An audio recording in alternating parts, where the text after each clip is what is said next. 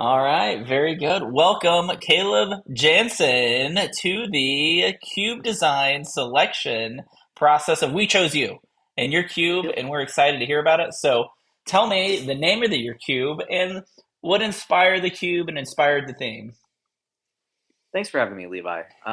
My cube and its theme is the game objects cube, and its main theme is based around artifact tokens and counters that cards create.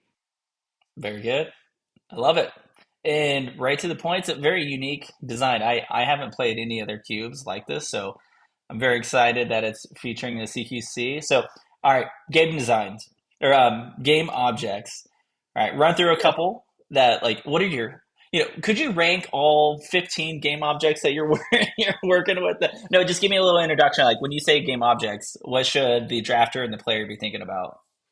So when I say game objects, I'm talking about the evergreen deciduous artifact tokens that you see printed on cards. For instance, treasures, food, clues, but also some of the less used, less known ones, such as like bloods, Thopter tokens, junk tokens. Junk Few people tokens. know what those are. Hmm. Then there's a +1/+1 counter card and scales theme in the cube as well. Nice. And did this all like you're inspired because you're like, I got all these game object tokens sitting around on my on my table. I need to do something with them, Well, or my like inspiration this is a cool concept that you want to go with. my inspiration from this actually came from a draft of Quinn, their Washington cube, where I took every Thraben inspector available, and then I took Builder's Talent. Importantly about Builder's Talent, the second chapter says whenever a non-creature non-land permanent enters battlefield under your control, put a +1/+1 counter on a creature you control. Oh, okay. It is incredibly powerful, but you do have to build around it. Hmm. Yeah, that's really cool. Like, actually, I really love that story on you're playing a cube, and then you pull out that little like, oh, this is a cool creative sliver, right? How can I really expand upon that? Yeah, that's I didn't know that. That's super cool. Yeah. Good, good, good. All right. Another thing too is I just love two for ones. I'm a Jund player at heart. It is what I've loved, and it's what I will continue to love. So being able to play one card and get 2 points worth of value off it, it, love it. It's great. I that's a very magic. I feel like we all love getting two for ones and drawing cards, right? That's like if you want to make like the Exactly. purest cube, that's all you need to do. So working with these game objects, one of the things I noticed when I was doing some practice drafts on Cube Cobra on it is, there are a lot of cards that I'm like, what the heck is this card? Because it was coming from like a commander set that, like, I've been exposed to some of the, what are they called? Like the 40 Warhammer 40K, the Fallout. Like, what is that series? That category? Those aren't secret? Those are Universe Those Beyond. are universes beyond Commander decks Yeah, I usually. need to become aware of those, right? Because we're getting so many per year now, right? Right, right. But so my Um, question is, sorry, let me actually give you a question instead of stating things that I've noticed. So I noticed all that, which is really cool because you get to experience, like I get to experience these cards when I normally don't. So with that in mind, like, was there a specific player that you're thinking about when you're building your cube, like type of player? I'm thinking about players who like the niche, who can look at a card and think about what could I do with this. Mhm. Like I want people to feel open to experiment, and Yeah, that's really like where it comes from. Is my last cube, the lab cube.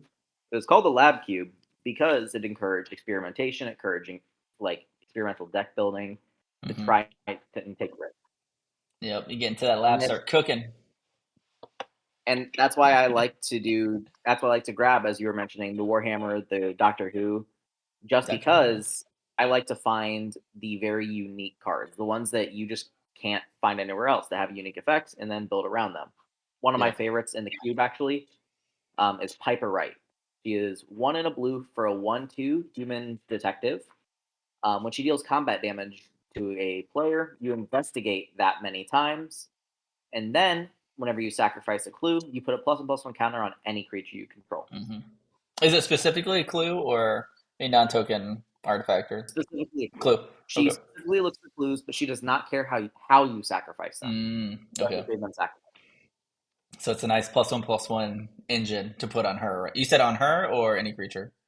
Oh, any creature. Okay. You want to Okay. put So, them on. You want to put them on her because then she'll turn around and make you that many clues. yep. Yep. But you have the freedom to put them elsewhere. Yeah, that's super cool because clearly you're gonna have a bunch of artifact tokens, or just artifacts in there that then you can do some instant timing shenanigans, yeah, right? Right. Oh, Exactly. you're right. I mean, I know we talked about this card, the fiber. It's like that makes combat so difficult as a defender. Yes. It's like, oh, I don't want to think about It is that. a very powerful card. Very, Yeah, very powerful yeah. Cool. card. So, yeah, keep going. You got another But example? another great example, and actually went through my cube today. I've been shuffling it up, making sure every single card's in there, getting it ready for the Hmm. event. Um, and one of the big ones that I completely forgot about is Herska. Urska. Yeah, what does that do? It's from the Jumpstart 25 product, Nice. and it is a bear. It is not one in a green for a 2/2, sadly. It is two in a green for a 3/3. Okay. When it enters or attacks, you make a food token. And then, whenever you gain life, you may pay a hybrid green white. If you do, target creature you control gets +X/+X until end of turn, where X is the amount of life you gained. Okay. So So three is going to be a it's a common one if you're popping a food, right? But you probably have other ways to work with it. Yeah.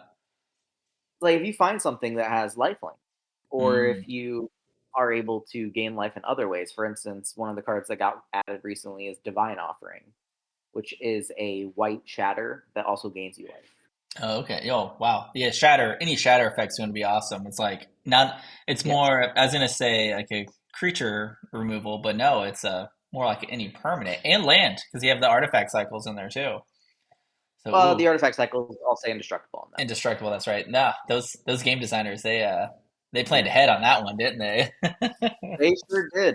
If you don't mind, I'd actually like to talk about some of the themes real quick. Yeah, go for it. So another thing too is even though it is called the game objects cube, I still have to balance it around every type of player. There are some players who like to put the big monster into play, and there's other players who just like to play a control plan.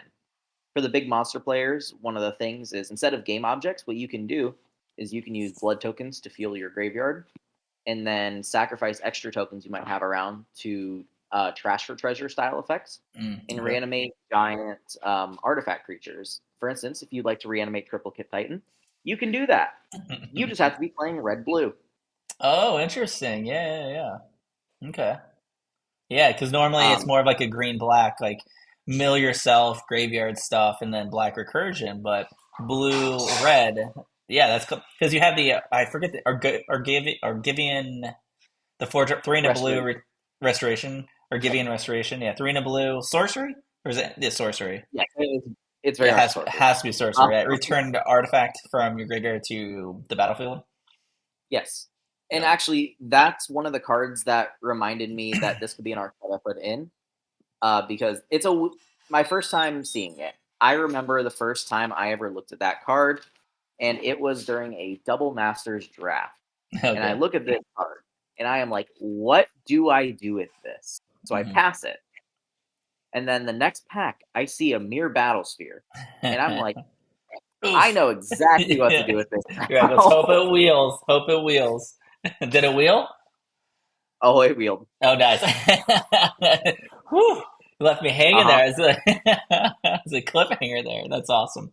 No, you introduced me to that card for my mono blue cube, and I definitely put it in there because I do have an artifact theme, and it's more of a tinker strategy, but it fits perfectly well into that because obviously the Right. mono blue also has a mill theme in it too.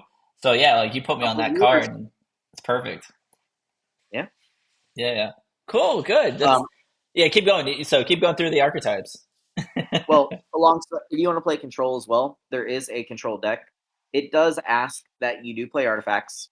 All the decks are going to ask that Yeah. you have some kind of artifact synergy in your pile somewhere. Yeah. But this one revolves around the drain for each artifact effects in blue Okay. and black.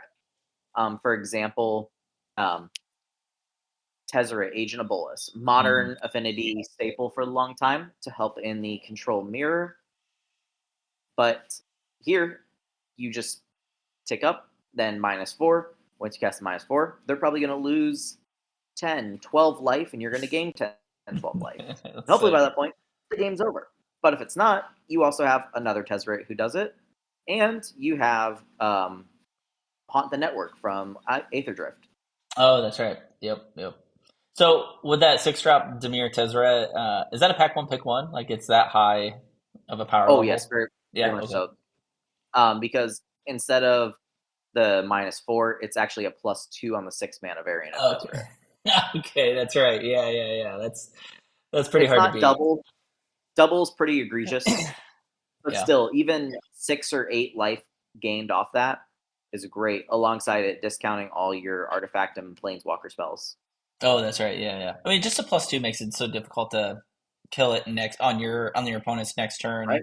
That then you're gonna pop. You're gonna at least get two activations off of it, right? So that's a good It finisher. comes down and goes to 7. Yeah. Yeah. All right, good, good, good, good. So actually, so from a cube designer perspective, I know this cube is newer than like your lab cube, so I don't know. You've gotten some reps in it, but have you like you got it? You build it the first time. You get this idea, you get inspiration, you build it, and then putting it in the market, putting it in the player's hands for filling it out. Was there anything like the first time or first few times you drafted it, you go, oh my gosh, that's way too good. That's too bad. Were there any scenarios like that you've encountered? There were a few cards in the original draft that were a little too overtuned, but I couldn't help myself from including them. Right? Um, well, one of the green white theme actually used to be artifact stacks, and so Oh, I included a lot of effects that yeah. well, that make it so people can't work with artifacts. For instance, Mm. Collector Oof, they can't activate their Hmm. tokens. Um, Yasharn, they can't sacrifice non-land Hmm. permanents or pay life. Yeah. Hmm. And it just those cards, it just made it so hard for people to Yeah. play the game, and it was just unfun. Yeah. So So the question on that, like the stacks in a cube, this is what I've experienced. So the question is like and when you're looking at fun, right? We are playing a game. We as cube designers, we are, it's like a light version of game design, right? Where it's game design on rails is kind of how I look at it, and which is great. I love it, right? But then so you want them to have fun. That's the whole point of playing games, right? right, And then in these strategies of stopping someone from having fun, you have fun doing that. But what's the net of fun? It normally stacks in the long term. It's net negative fun because like if I enjoy the control and doing stacks, and like the first time I do it, my level of fun is much higher than the negative fun that my opponents are having, right? So in that one right. experience, it's net. I'd say it's net fun, but then I don't want to draft it again, and then I really don't necessarily want to play against it. So like if I were to draft that cube 10 times, the net fun of the stack strategy is actually negative over the long term of what I found out. So I would some agree with cubes you. could, some cubes Like could those have it. strategies were never the best things in the cube, but they were just unfun to play against, Yeah. and all together came with a negative play experience. Yeah, yeah. I've been so you can kind of do a hybrid in this. I haven't tested this out yet, but just working with like with when you're building cubes and testing out and like changing over time, just like build modules. Kind of like you could have a stacks module that then like, hey, for the next 4 times we draft this, we're gonna put this module in here, take out this other module that kind Sure. of fits that color, the archetype, or it's like those two colors you want to change out the archetypes on it. We haven't really, as Cube Commonwealth community, we we haven't played the same cube enough to really like fine tune it this way, which it's a good problem to have that we have a bunch of cubes, right?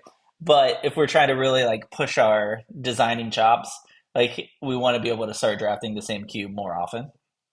So, Right. And it's I did change it to a more fun archetype for some people.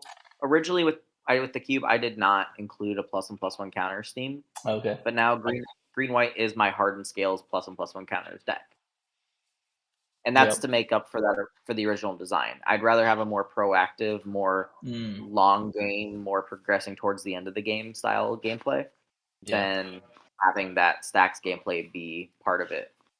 Like I'm fine with controlled decks. I'm fine with decks that have a slower game plan. In fact, I prefer them usually. But stacks as just an idea restricts so much of what the player but like both players do, Hmm. because Yeah. both of those effects are symmetrical. So neither player can do the thing Mm.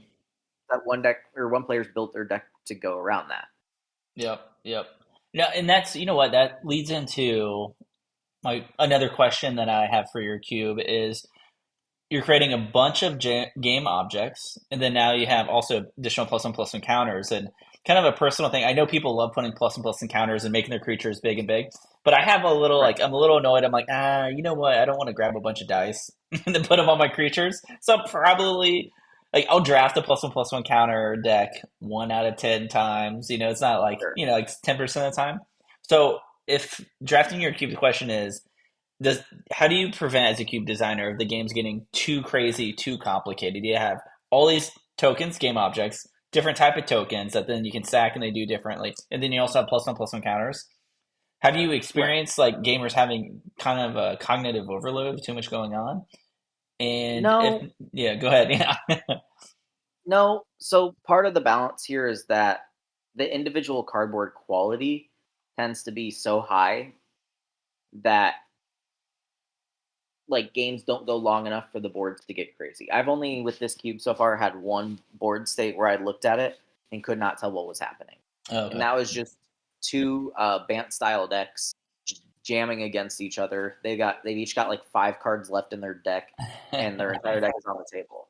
And in fact, it's led to me adding a few more board wipes to try Mm, and mitigate those scenarios, so that the player who's behind has a chance to actually catch up. yep. Yeah, the board wipe is a good catch up mechanism, but it could also extend the games. So it's a True. balance of how many you want to put in there. Are you running However, the? if you as I was saying, that's true for Commander. For this Yeah, style of cube, if you put a board wipe in your deck, you expect to cast it and to play around it. yeah. That's I'm always pro board wipe on the power level of it. That's we can have a whole debate on is Wrath of God Yeah. still good in modern Magic? I think it is. But Cool. anyways, um,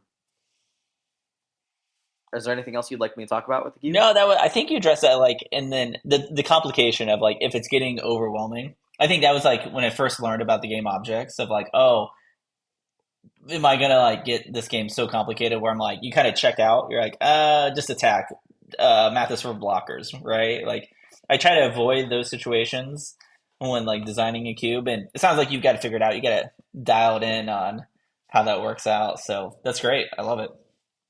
Another thing too, I'll say is I'm trying to create games where having knowledge of the game state will win you more games. So like writing things down, taking notes, making Mm. mental notes even will reward you more often than not, because I think that's an important distinction to playing a cube, is that just knowing what's going on is more important than your deck being good, Yeah, or even like knowing what's going on like having information gathered from game one that then you play in game two. They're writing down. or even having Yeah. drafted the cube before. Yeah, Oh, okay. Yeah. Definitely. I got you. Yeah, and that's what makes drafting fun too, of like setting up your picks to be able to like pick something up at late pack three, or like knowing right. when something will wheel or not. Yeah, no, that makes sense. It kind of reminds me. This is like keeping track of the cards that your opponents have, and like any tricks or any like important cards. Paul Rietzel, pro player, I remember like he mentioned this like 8 or 10 years ago, where when he plays against somebody, and probably in the pro tour, like in a draft section, he will write down every single card his opponent plays, so that then when you're going to game two, you just like look at your list and like basically all the cards in your opponent's deck, right? And it's like Right. it's such a good like if you want to improve in the game, you should do that.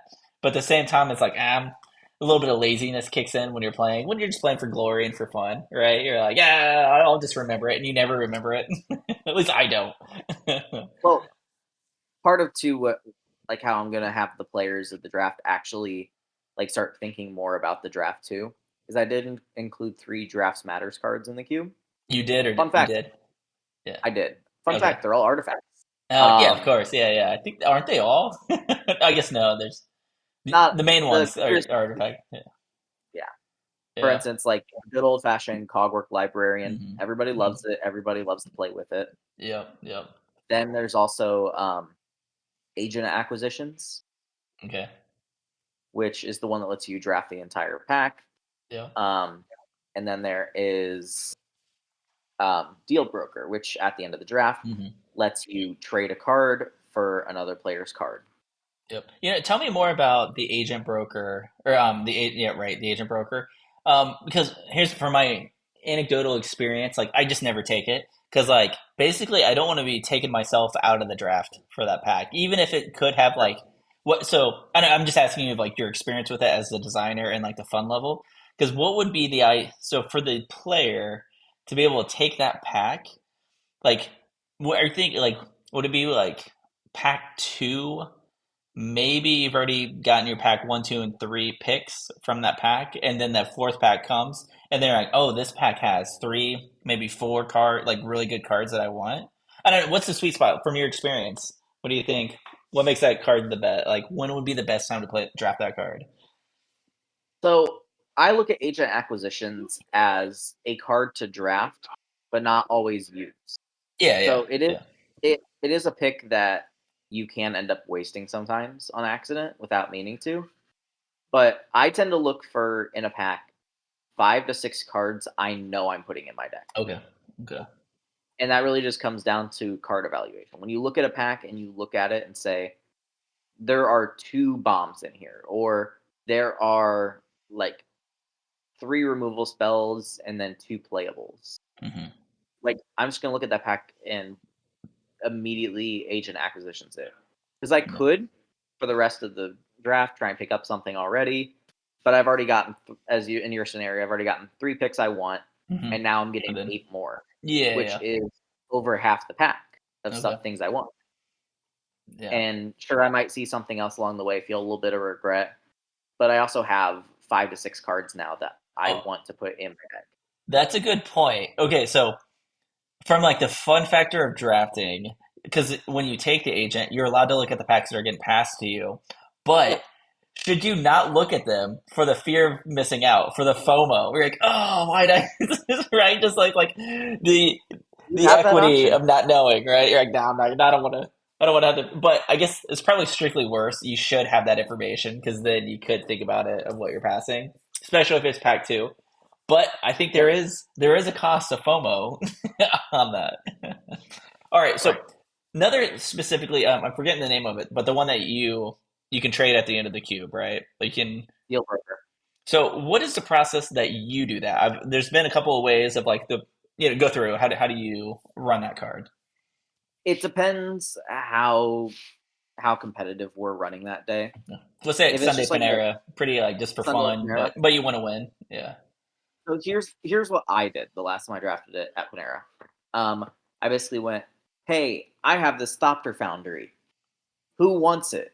Hmm. Because I saw the sort of the meek and I saw the Yep. Thopter Foundry Yep. after. Yep. You have And A I there. already They had some Deal has B. Broker. Yeah. Yep. Yeah. And I Is was that the able to comp? trade for spell.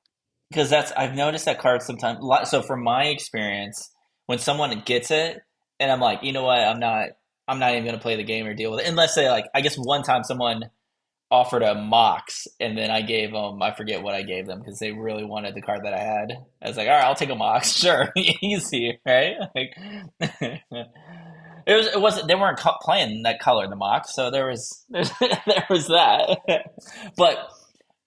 So yeah, so you're like the person who has the deal broker then can offer, and then you get the offers back on that. But then the other Right. way is like each person from like left to right can say, "Hey, I have this." I don't know. That's it's kind of messy to because then they're like, "Well, what are you playing? What are you interested in?" You know. If people are asking me questions like that, I'm just going to move on usually. Like it Okay. really is just like a quick fire deal. Yeah, yeah, Like and then that's the etiquette behind it. It should just yeah, be a quick deal that you do. yep, yep, yeah, and I think that makes sense. Just like you know it when you're having fun, and when you're not having fun, you're like, "All right, I'm done trying to deal with you." No, it's cool. I like that those are in there. So, all right, cool. Oh, I didn't ask you. You kind of jumped into some powerful cards, though. But in that situation of some wild scenarios happening. But what is like one memorable moment that you're like, I'm glad my cube did this, like, or this happened in my cube? I remember one game I was playing from super behind. Oh, my Dog dog's attack. being rough right now. Yeah. Um, I remember one time I was playing from super behind. I was playing red black mid range featuring Trash Detector, and I was looking at my hand. I was just like, sucks. My opponent's got this huge board built up already, and I'm really far behind. I top deck my card. It's a triplicate Titan. Nice. I go, okay, seems decent. I'll discard it to this blood token. Discard to the blood token. Draw my next card. They're ready. Yeah, And I'm yep. like, all right, played already. Sacrifice this land. Put this triplicate in Titan play. Go. And I proceeded to lose that game. No, but still, the top decking to get to build out the cool thing of how you built your deck. So this is a cheesy saying that I say. The people are probably going to start making fun of me, but it's like I've never won a game from conceding, right?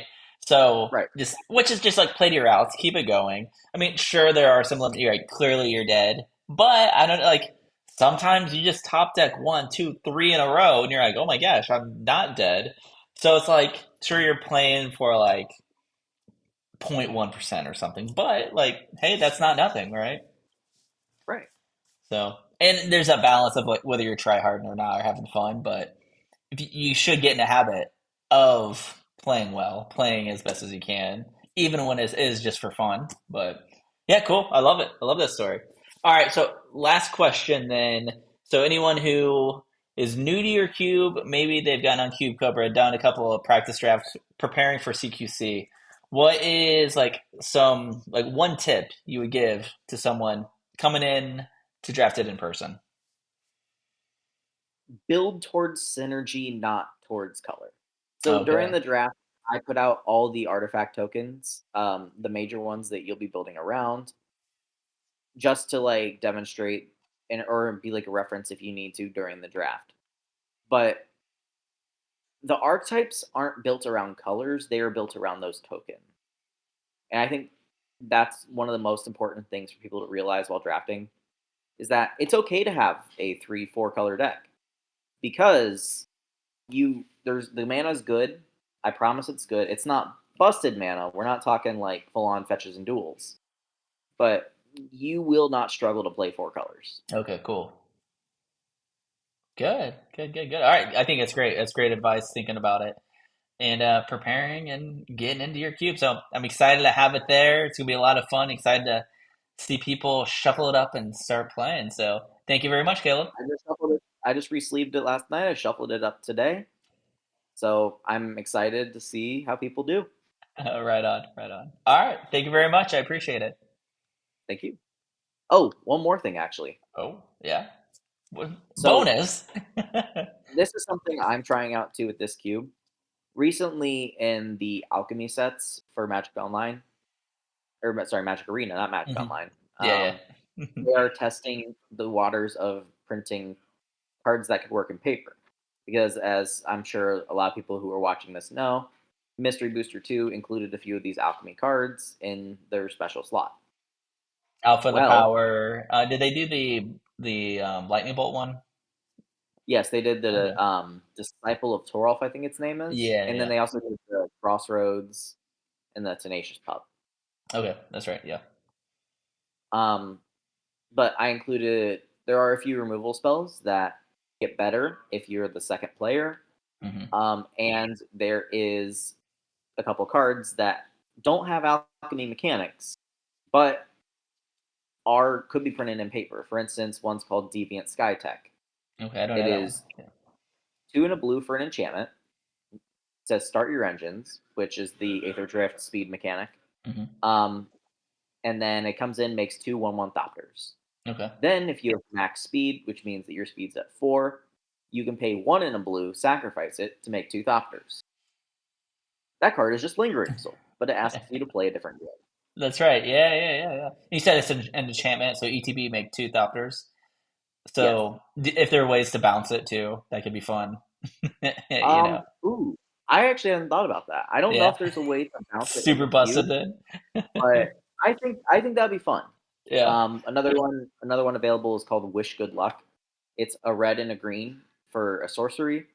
You make a food, you make a tap treasure, and you create a 3/2 vehicle with crew one. That is the whole card. The three artifacts in one. Okay. Yeah, it's not busted, but it's quite good. No, I mean that might be busted in your cube, right? But that's the point. And like test It that might. out, see how it goes. And that's the whole point, right? Like push those Yeah. cards. Cool. Cool. Red black does have a decent amount of like artifact sacrifice Hmm. synergy. So I love it. Love that little bonus there. All right, man. I'll let you go. I appreciate the interview and getting into the cube designer's head so we can be cool. prepared for CQC. All right. Thanks, Caleb.